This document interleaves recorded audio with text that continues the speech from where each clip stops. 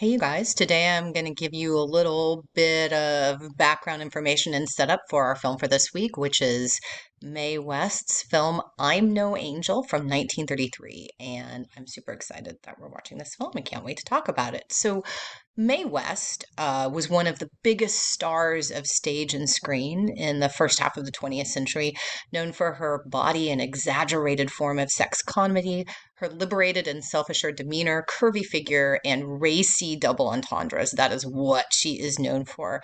Some both from the movie we're watching, but elsewhere. Women like a man with a past, but they prefer a man with a present. And classic, is that a pistol in your pocket, or are you just happy to see me? When I'm good, I'm very, very good. But when I'm bad, I'm better. I used to be Snow White, but I drifted. It's not the men in your life that counts, it's the life in your men. When choosing between two evils, I always like to try the one I've never tried before. And marriage is a great institution. I'm not ready for an institution yet. Uh, American writer F. Scott Fitzgerald, right, who wrote The Great Gatsby, so great American writer, described Mae West as, quote, the only Hollywood actress with both an ironic edge and a comic spark. Mae West was born in Brooklyn in 1893, and she developed her skills as a comedian, a singer, actor, and writer beginning at the age of 14 in vaudeville. And she persisted in vaudeville and theater in the 19 teens and 1920s until moving to Broadway in the mid 1920s. Um, and her plays of the 20s and 30s were actually very controversial, which is what made her so popular. Her first Broadway headlining show was the 1926 play entitled Sex. It's a great title, right? Gets people to want to come see your play. About a prostitute who falls in love with a rich society guy. She wrote, produced, directed, and starred in the show. Incredibly unusual for any performer, especially a woman at the time. The production was a success, but the show was raided by the police for sort of violating different morality provisions in state law. And West was charged with, quote, corrupting the morals of youth by the city of New York. She was sentenced to 10 days in jail with a fine of $500, and she took the jail sentence, which was a great PR move, and the play was even more popular than ever. She continued to write and star in Broadway plays in the late 1920s, including The Wicked Age, Pleasure Man, and The Constant Sinner, and her highly successful Diamond Lil. In 1932, West was offered a contract with Paramount Pictures at the age of 38, considered pretty much over the hill in Hollywood then, and kind of still now, unfortunately. She makes her first film debut in a kind of unremarkable film called Night After Night in 1932, starring George Raft, who was kind of a hunky star at the time. He suggested her for the role. At first, she did not like her small role in Night After Night, but was appeased when she was allowed to rewrite her own scenes. And she's kind of the best thing about the movie. By just a few years later, in 1935, she is the highest paid star in Hollywood. Okay, and she's in her early 40s by this point, and the second highest paid person in the United States. Number one is newspaper tycoon William Randolph Hearst. Um, and, she goes on to star in a number of films throughout the 30s and early 40s, writing 7 of the 12 films she made during her lifetime. So for this week, we're going to be watching her 1933 classic, I'm No Angel, which was her last pre-code movie.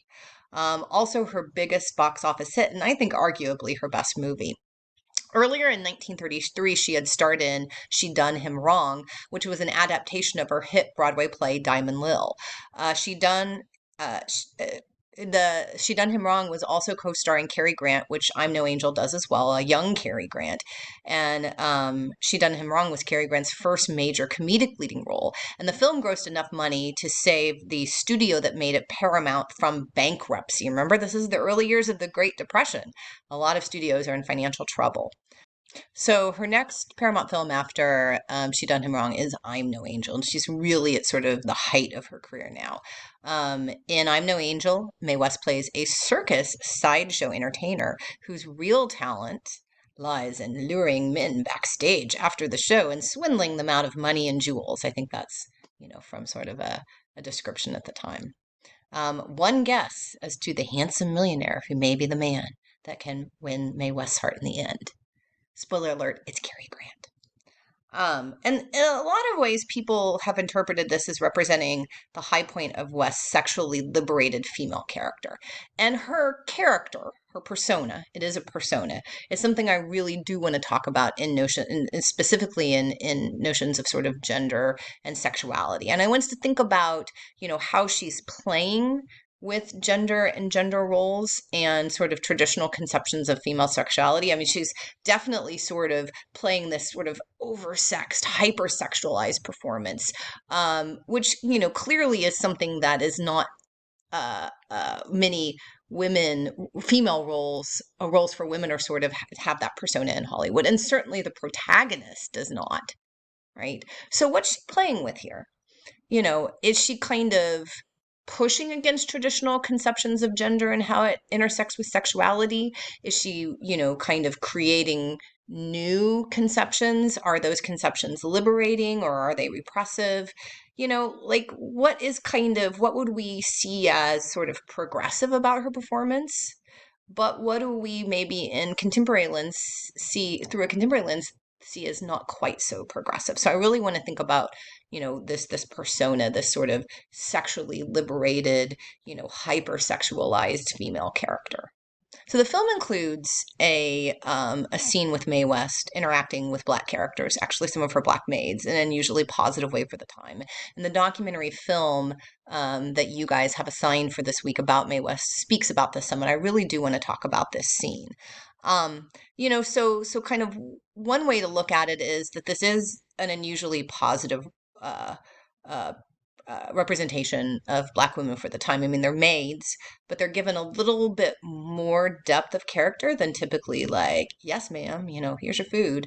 It should be noted that West was very supportive of equal rights for African Americans and gays for a lot of her life, but as the documentary discusses, in her performances, both in the theater and in Hollywood, she also borrows, or we could even say appropriates, a lot from black culture. So there's kind of that line. I mean, she's providing sort of opportunities in Hollywood for these black actresses to play slightly less one-dimensional characters than they normally would. But she also kind of has this relationship with black culture that through today's lens, maybe we could see as problematic. I mean, I think the question is, how do we interpret it through the lens of 1933? By mid 1934, the enforcement of the Hollywood production code had began. And West's, as you can imagine, movie scripts are become heavily censored. There's a lot of Hollywood lore that it's Mae West's films, such as I'm No Angel, that were instrumental in getting conservative groups to press for the enforcement of the Hollywood production code. And certainly her persona was based on kind of this radical and dangerous idea at the times that women could be as sexually desirous and liberated as men. So after the enforcement of the code, West claimed she peppered her scripts with extremely racy lines so that they would get cut and the double entendres would stay in.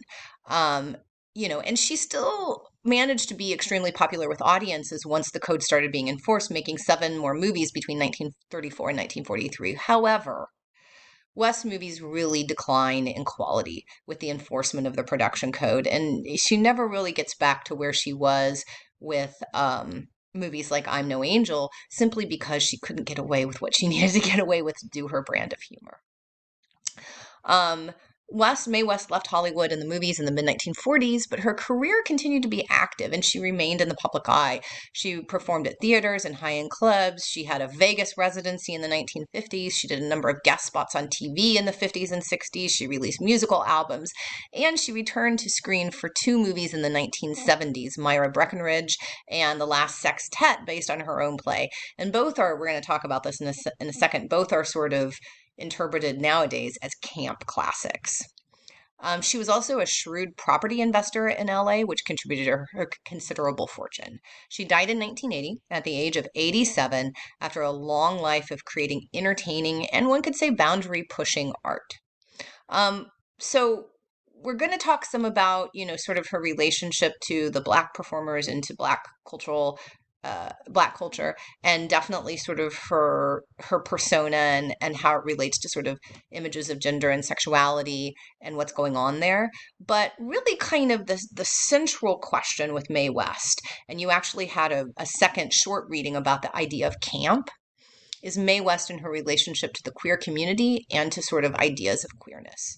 By the 1960s, Mae West is a queer icon, and that's really a lot of reasons why she still gets remembered now.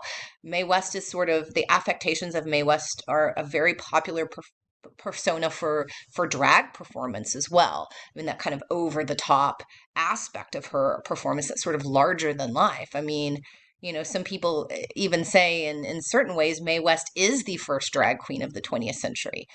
She's somebody who's cisgendered and she's somebody who identifies as a heterosexual female, but she's performing an exaggerated version of femaleness in a very specific way, right? So I want us to think about her relationship with the queer community. I mean, the documentary goes a lot into her plays and her films and how they connect with and draw on queer performance and queer culture in America, especially in the 20s and 30s. I mean, her own stage and screen persona was very much said to be influenced by drag performances that she watched and interacted with, and queer performers that she befriended in New York in the New York nightlife scene in the 1920s. And again, I think it becomes a similar question to what we were talking about in terms of Black performers and Black culture, right? Is this sort of a inspiration? Is it something that she's sort of drawing on in a positive way, or is it appropriation? And that's kind of a line that she's treading that I think we should talk about. And her connection with the queer community and with sort of a queer reading of her movies is very much, though, connected to the idea of camp. So I don't want to get into it too much. We're going to talk in class about sort of what do we mean by camp. You have this very short article by Goodman, I think actually talking about the Met Gala from a couple years ago, but it's really giving you, I think, a nice, concise overview of the idea of camp. So I want us for this class to think about, you know, Mae West's relationship to queerness through camp.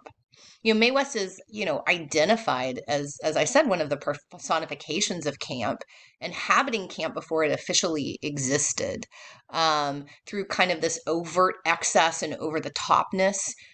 Camp can articulate and sort of reinforce, but also subvert traditional images and representations like gender roles, femininity, masculinity.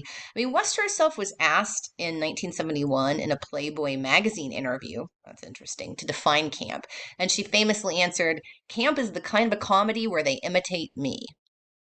So, think about her outrageous double entendres, her exaggerated hip swagger, her sort of look you up and down provocatively stares. These all become kind of the epitome of camp sensibility of sort of excess and sort of playing with gender by, and creating this sort of excess to play with it. But the question is whether camp, and West's campiness in particular, is simply reinforcing certain conceptions of gender and sexuality, subverting them through this play, or both. Playing with politics through camp is tricky, which is something that we'll discuss. But, in conclusion, I do want to remind you all that it's all pretty phenomenal that Mae West was doing what she was doing in the 1930s and 1920s and 30s as a woman. And as a woman who was probably at least a decade older than all of the popular female celebrities of her time. And part of her icon status is because she was a trailblazer for women in popular culture, women creating, producing, and owning their own image and creative activities. And, we have to tip our hat to Mae West for that, but we'll definitely discuss maybe some more liberating but also problematic aspects of her persona. So talk to you guys about I'm No Angel soon.